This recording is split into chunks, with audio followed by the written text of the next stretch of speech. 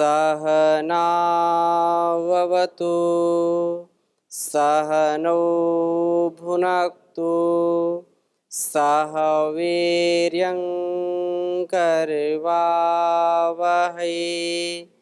तेजस्विनावधीतमस्तु मा विद्विषावहै।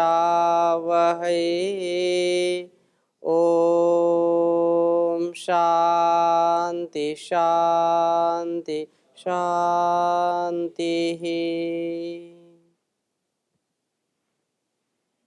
वेद स्वाध्याय का प्रकरण चल रहा है वैदिक जीवन पद्धति में, और वेद का परिचय ऐसे तो बहुत विशाल है, परंतु जो उसका महात्म्य है, उसका जो संदर्भ हमारे लिए परम कल्याणकारी है, ऐसे कुछ बिंदुओं पर हमने चर्चा पिछली कक्षाओं में की थी।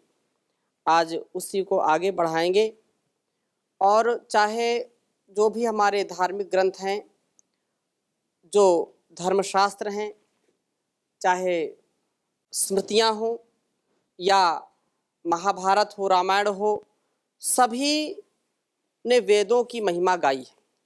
और ऐसे वेद ज्ञान से हम परिचित हो रहे हैं, ये हम सबका परम सौभाग्य है। ऐसे वेद ज्ञान को हम आत्मसात कर रहे हैं, ये सबसे बड़ा सौभाग्य। नहीं तो संसार में कितने अरब लोग हैं? 7 अरब कुछ हैं जो भी। और भारतवर्ष में कितने लोग हैं? 135 करोड़ के लगभग। कितने लोग ऐसे हैं जो वेद की चर्चा सुनते हैं या वेद का महत्व जानते हैं? कितने लोग होंगे?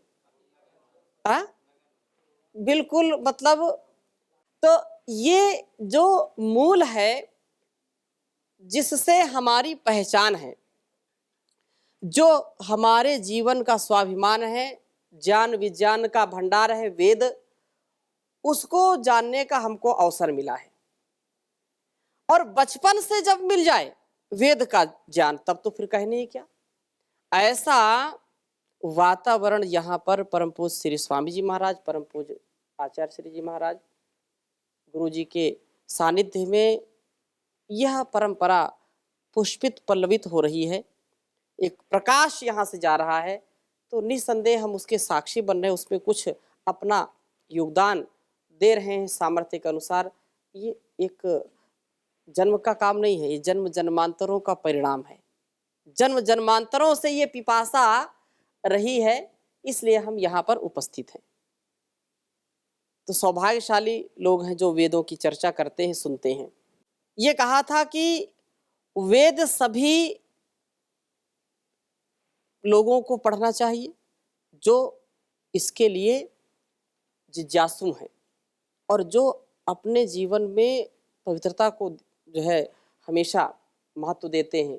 नित्य ही उनको स्वाध्याय करना चाहिए, तंद्रा निद्रा रहित होकर के, नींद में, प्रमाद में, आलस्य में ना रह करके जागरूकता पूर्वक वेद का पढ़ना, पढ़ाना, सुनना, सुनाना अवश्य करना चाहिए। ये परम धर्म है, और सब दूसरे धर्म क्या हैं? वो उपधर्म है। ये परम कर्तव्य है, ऐसा कह लें धर्म से। क्योंकि ऐसी भ्रांति लोग के अंदर जो है घर कर गई है कि धर्म कहने से हिंदू, मुस्लिम, सिख, ईसाई, बौद्ध, जैन ऐसा आता है। ये धर्म नहीं है, ये मत, पंथ, संप्रदाय है। धर्म तो एक ही है, वो मानवता का धर्म है, वो आत्मीयता का धर्म है, वो कर्तव्य है। इसके विषय में हमने सबसे पहले चर्चा की थी विस्तार से। अब आगे चलते हैं। ये कहा कि ऋष्यस्तपसा वेदाध्ययिषन्ता दिवानिशम अनादि निधना नित्या वाग उत्सृष्टा स्वयंभुवा। कि ऋषया जो जन्म और विनाश से रहित नित्य जिस वेदमयी दिव्य वाणी का परमेश्वर ने प्रादुर्भाव किया, उस वाणी के अवयवभूत वेदों का ऋषियों ने तपस्या पूर्वक दिन रात अध्ययन किया, उसको अपने जीवन में उतारा और उस ज्ञान को और सरल करके हमारे लिए भी उसका उपदेश किया, ताकि हम भी वैसे ज्ञान का पान करके अपने कर्तव्यों को, व्यवहारों को और इस जीवन की बारीकी को समझें। ये जीवन केवल ऐसा नहीं कि बस मिल गया और बस जिए जा रहे हैं, विषयों के दुख के घूंट पिए जा रहे हैं। एक जीवन जिया जाता है और एक जीवन काटा जाता है। अब काट रहे हैं कि जी रहे हैं ये पता नहीं है। हमको जीवन ऐसा जीना चाहिए जैसा पुष्प, जैसा एक कुसुम का जीवन होता है, सदा खिलता जीवन हो, प्रकाशित जीवन हो। तो ये बात कही कि ये जो है नित्य है वेद और नाश से रहित है, विनाश इनका होता नहीं है। ऐसी दिव्य वाणी परमेश्वर के द्वारा दी हुई उस वेद वाणी को हम आत्मसात करें, उसको अपने जीवन में उतारने का प्रयास करें। ये हमारे लिए सबसे ज़्यादा कल्याणकारी होगा। और क्या कहा कि वेद ही हमारे लिए और इस संसार के लिए कल्याणकारी है। वेदमेव सदाभ्यसेत तपस्तपसन द्विजोत्तमः वेदाभ्यासो ही विप्रस्य तपः परम ही उच्यते। आगे और बात कह दी कि जो ज्ञान प्रधान जिज्ञासु हैं, जिनको ज्ञान की कामना है, जो ज्ञान का आधान करना चाहते हैं, जैसे एक प्यासे को पानी की तड़प है, वैसे एक ज्ञानी को जो ज्ञान पाना चाहता है, ज्ञान का जो पिपासु है, उसको जब तक विद्या मिलती नहीं तब तक वो तड़पता रहता है। जैसे नचिकेता के विषय में आता है कि जब तक उसने आत्मविद्या को नहीं जाना, जब तक उसने मृत्यु के रहस्य को नहीं जान लिया, तब तक कितना उन्होंने जो है भटकाया, कितना प्रलोभन दिया यमाचार्य ने, लेकिन उन्होंने स्वीकार नहीं किया। अन्न जल सब छोड़ दिया केवल आत्मज्ञान के लिए। इसका तात्पर्य ये नहीं है, क्योंकि ये तो शाश्वत प्रक्रिया है। अब ऐसा नहीं कि जब तक ये वेद विद्या नहीं आएगी हम भोजन नहीं करेंगे, जल छोड़ देंगे, ऐसा नहीं करना। एक आशा ये है कि ज्ञान जिज्ञासुओं का, जो जिज्ञासुओं की भूख है, हाँ जो मोटे ताजे थोड़ा सा अगर 1-2 दिन छोड़ भी देंगे तो कोई बात नहीं। हम यही प्रार्थना करते हैं, धीमहि धियो यो नः प्रचोदयात्। वह परम पिता परमेश्वर हमारी बुद्धियों को कहाँ सन्मार्ग क्यों लगाए। या मेधाम देवगणा पितरश्चोपासते तया मामद्य मेधाग्ने मेधाविनम कुरु। अभी करो, इसी वक्त करो। ऐसी मेधा से, मेधा अर्थात प्रज्ञावान बने, बुद्धिमान बने, ज्ञानवान बने। ऐसा यदि हम कर पाते हैं तो निश्चित रूप से हमारा जीवन सफल होगा, ज्ञान से युक्त हो, आनंद से युक्त। और वो कौन देगा? वेद ज्ञान से ही हमारा ये कल्याण हो पाएगा। इसलिए कहा कि जो ज्ञान का पिपासु है, ज्ञान की प्रधानता जिसके अंदर है, वो तप तपता हुआ सदा वेद का अभ्यास करे, सदा वेद का अभ्यास करे, इधर उधर अभ्यास नहीं करना। जो ज्ञान का है दीपक जलाकर, ऐसा यदि आप प्रार्थना करते हैं, हे प्रभो आनंद दाता ज्ञान हमको दीजिए, शीघ्र सारे दुर्गुणों को दूर हमसे कीजिए। लीजिए हमको शरण में, हम सदाचारी बने, ब्रह्मचारी धर्म रक्षक वीर व्रत धारी बने, वीर व्रत धारी बने। गत हमारी आयु हो प्रभु लोक के उपकार में, हाथ डाले ना कभी हम भूल कर अपकार में। हे प्रभु आनंद दाता जान हमको दीजिए। तो हम जान की कामना करते हैं, जान की कामना करेंगे तो उसके लिए विशेष यही बात है कि वेदाभ्यास करिए। जैसे योगाभ्यास करते हैं शरीर और मन की पवित्रता और उसकी निरोगता के लिए, हाँ, डू योग एंड अचीव हेल्थ, ऐसा कहते हैं। तो ये जो वेदाभ्यास है, वेद का भेद हम जब समझेंगे तो हमारा जीवन दिव्य बनेगा। वेद को पढ़ना और सुनना, read Veda and achieve divine life. Veda को पढ़ो और दिव्य जीवन पाओ। नहीं पढ़ पाते तो लिसन, लर्निंग एंड लिसनिंग, पढ़ना और सुनना। पढ़ेंगे सुनेंगे तो पाएंगे। तो यह बहुत ही परम आवश्यक है। इसको मैं लिख देता हूं, बहुत अच्छा यह श्लोक है धर्मशास्त्र का। वेदमेव सदाभ्यस्येत्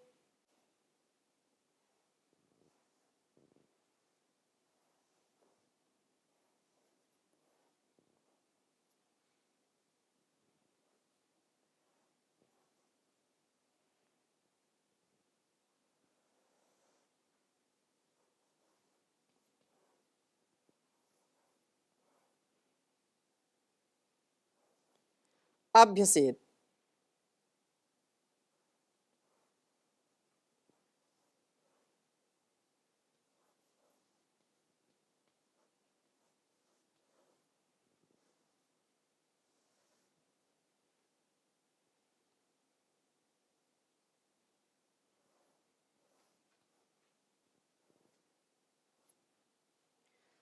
तपस्तप्स्यन् द्विजोत्तमः।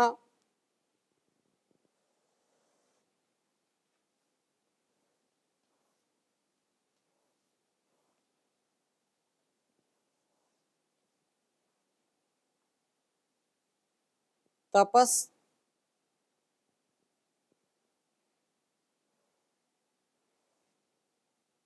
तप्यन,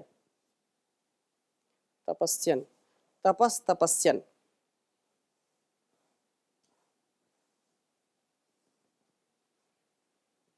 द्विजोत्तमः।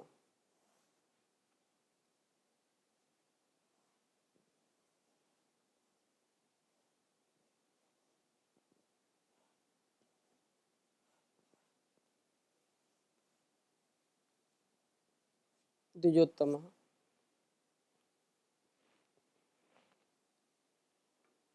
वेदाभ्यासो हि विप्रस्य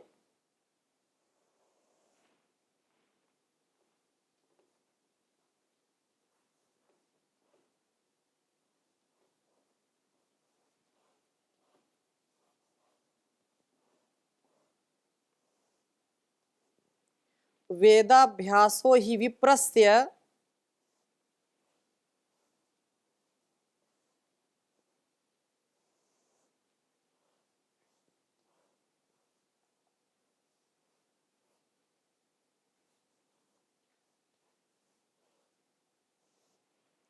वेदाभ्यासो हि विप्रस्य तपः परम इह उच्यते।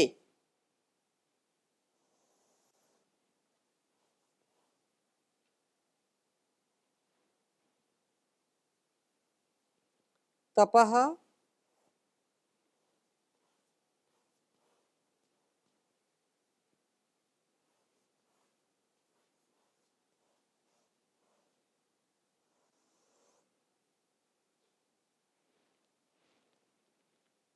परमिह।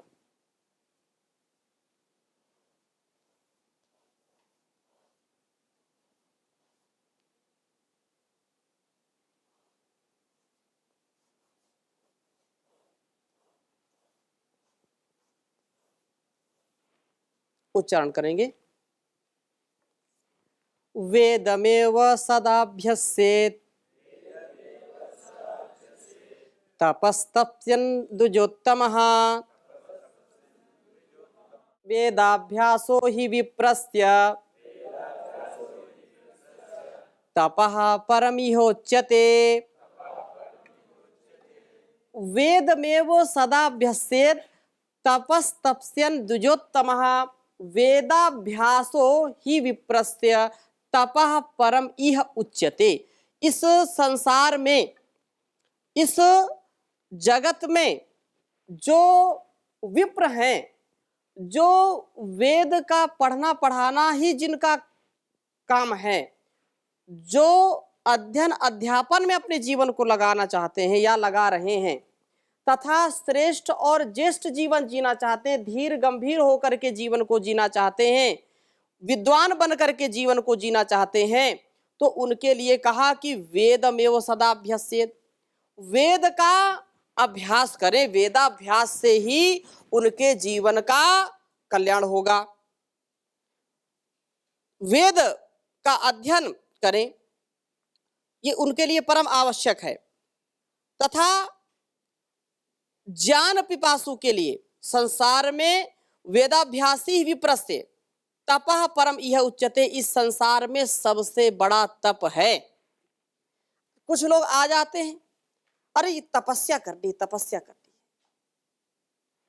वो तपस्या समझते हैं कि केवल आंख बंद करके बैठ जाना, किसी गुफा में बैठ जाना और तपस्या हो रही है।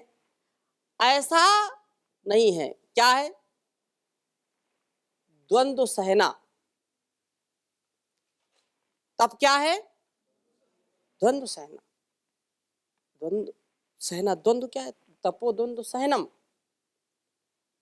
दो सुख दुख, मान अपमान, सर्दी गर्मी, लाभ हानि, जय पराजय, इनको सहना। दो चीजें हैं ना, जय पराजय, मान अपमान, द्वंद्व दो हैं। और दो के बीच में अपने को सम रखना, संतुलित रखना, ये तप कहलाता है। अब वेद का जब हम पढ़ रहे हैं, वेद पढ़ रहे हैं, तो ये भी क्या है? परम तप कहा इसको। वेदाभ्यास क्या है? परम तप है। क्योंकि सारे तपों को ठीक ठीक समझने के लिए जब तक हमारे अंदर ज्ञान नहीं है, तब तक हम समझते नहीं है। अब कोई शरीर को तपा रहा है, कोई पंचाग्नि तप कर रहा है, चारों तरफ आग जला करके बीच में बैठा, वो भी तप है। वो तप, ये परम तप है। इसके बिना कल्याण नहीं हो सकता है, इसके बिना हमारा जीवन श्रेष्ठ नहीं हो सकता है। इसलिए इसको कहा है, ये करना पड़ेगा। इस जन्म में नहीं, अगले जन्म में, अगले जन्म में नहीं, और अगले जन्म में। बिना इसके कभी भी हमारा जीवन मुक्त नहीं हो सकता है, कभी हम मुक्त विचर नहीं सकते हैं। इसलिए वेद के स्वाध्याय में, वेद के पढ़ने पढ़ाने में, कभी सुनने सुनाने में कभी प्रमाद नहीं करना चाहिए। वेदाभ्यास ही परम तप कहा गया है।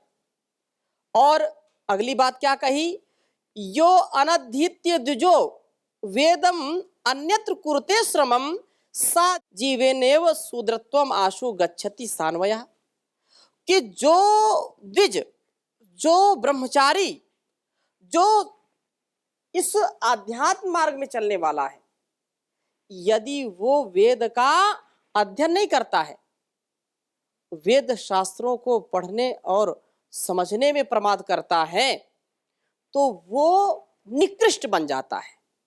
वो अपने कर्तव्य से च्युत हो जाता है, गिर जाता है, धराशायी हो जाता है, और वो कभी उठता नहीं है।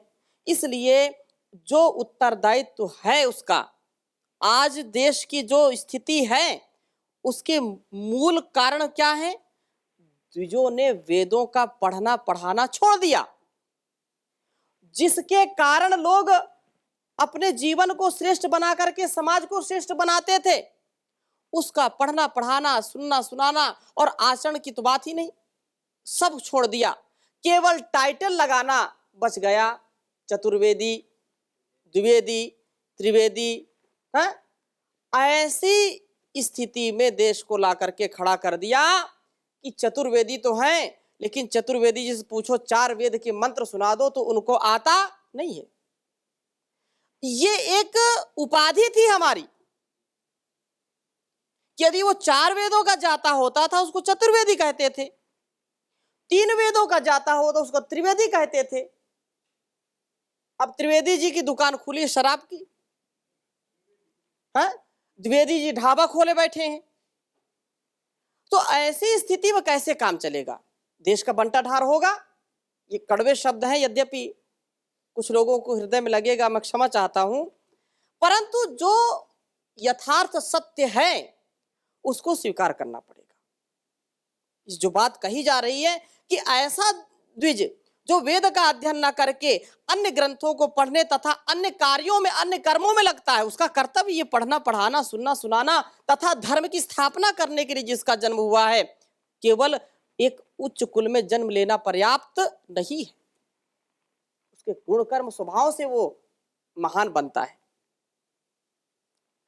जन्मना जायते शूद्रः संस्कारात् द्विजुच्यते, संस्कार से वो द्विज होता है। द्विज, द्वि माने द्वितीय और जा माने जन्म। एक माँ के गर्भ से जन्म होता है, एक विद्या के गर्भ से जन्म होता है, गुरु के गर्भ से जन्म होता है। और ऐसा जब विद्या के गर्भ से जन्म लिया, जब गुरु के गर्भ से जन्म ले लिया, तो उसका काम क्या है? वेदों का प्रचार प्रसार करना, वेदों के लिए अपने जीवन को लगाना, जीविका की परवाह न करना। आगे इस संदर्भ में और हम चर्चा करेंगे। तो ये बात यहां पर कही है। देश का जो पतन हुआ है यही मूल कारण है। लोगों ने स्वार्थ को सबसे आगे रखा, अपने निजी स्वार्थ के कारण कितने महापुरुषों को लोगों ने मरवा दिया, आत्महत्या करवा दी, या उनको जो है जहर पिला दिया, जिससे देश की बहुत हानि हुई। और अगर वेदों का स्वाध्याय करने वाला व्यक्ति है, वेदों के ज्ञान को जीने वाला व्यक्ति है, तो उसके लिए इस संसार का प्रलोभन कुछ नहीं है। पतन हुआ है इस राष्ट्र का, उसके मूल में क्या कारण है? कि वेदों का अध्ययन अध्यापन छूट गया। लॉर्ड मैकाले ने जो है कुकृत्य किया, जो पाप किया, वो तो किया ही किया है, लेकिन अपनों ने कोई कसर छोड़ी नहीं। कहावतें कहते हैं ना, हमें तो अपनों ने लूटा, गैरों में कहां दम था, मेरी किश्ती वहां डूबी जहां पानी कम था। ये स्थिति है कि जो है हमारे ही चिराग से हमारे घर को आग लग गई। ऐसा अब ना हो, इसलिए हमको सजग होना चाहिए। नहीं तो अभी भी बहुत हानि सामने, चारों ओर राक्षस अपने दांव लगाए बैठे हैं, चारों ओर कौरवों की सेना खड़ी है। अगर अपने आप को हमने नहीं संभाला तो ये हमारा जीवन भी जाएगा और इस राष्ट्र का, इस समाज का कभी कल्याण नहीं हो सकता है। इसलिए वेद के भेद को समझ करके मानवता के लिए और इस जगती के दिव्यता के लिए हमको आगे बढ़ना पड़ेगा। यो अनधीत्य द्विजो वेदम अन्यत कुरुते श्रमम सा जीवनेव शूद्रत्वम आशु गच्छति सान्वयः। वो कह रहे हैं कि निश्चित रूप से जो वेद का अध्ययन न करके अन्य ग्रंथों अथवा अन्य कर्मों में अपने को लगाता है, उसमें परिश्रम करता है, वह जीते जी अपने वंश सहित, खुद नहीं, खुद तो जाएगा ही जाएगा, अपने वंश सहित शीघ्र ही जो उत्तरदायित्व विहीनता को प्राप्त हो जाता है, नष्ट हो जाएगा वो। इसलिए यदि उत्थान चाहते हैं तो जीवन में शिक्षा, दीक्षा और इस व्यवस्था को, वेद की शिक्षा को मानना पड़ेगा। वो समय अब नहीं रहा, अब हमको जागना पड़ेगा, नहीं तो स्थिति बहुत खराब है। वह विद्या गई जो बनाती थी मानव, वह शिक्षा गई जो बनाती थी मानव, कुशिक्षा का पाठन पठन हो रहा है, ये उत्थान है या पतन हो रहा है, भवन बन रहे हैं गबन हो रहा है। लोग इतने अंधाधुंध अपने इस भोग विलासिता में लगे हैं कि कितना भी रिश्वत ले लो, भ्रष्टाचार कर लो, बड़ी बड़ी हवेली मकान बना लो, इस समाज का पतन हो गया। ऐसे मकान बना रहे हैं, दूसरों के खून को चूस रहे हैं। करो त्याग तुम हम भरे जेब अपनी, करो त्याग तुम हम भरे जेब अपनी, ये जनहित का कैसा दमन हो रहा है, ये उत्थान है या पतन हो रहा है। तो पतन से हम बचें, अपने वतन के लिए, अपने इस जीवन के लिए, इस जगत के लिए वेद की विद्या को आत्मसात करना ही पड़ेगा, और कोई उपाय नहीं है। एक ही उपाय है कि वेद की शरण में आएं, वेद के ज्ञान को आत्मसात करें और दूसरों को भी इसके प्रति प्रेरित करें। तो ऐसे शुभ संकल्पों के साथ आज की कक्षा को यहीं पर विराम देते हैं। शेष चर्चा अगली कक्षा में करेंगे। ओ